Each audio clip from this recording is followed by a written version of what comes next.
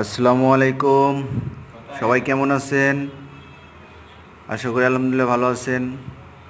আপনাদের নিয়ে আসলাম আজকে মিশরের ফলের দোকানে। এখানে যেটা দেখতে পাচ্ছেন এটা হচ্ছে 3 ফল। আর হচ্ছে এখানে ফলের দোকানে বিভিন্ন আইটেমের ফল আছে। এখানে আঙুর আছে, আপেল আছে, বিভিন্ন আইটেমের। আর এখানে আরও বিভিন্ন আইটেমের ফল আছে। এখানে আম আছে, ঠিক আছে।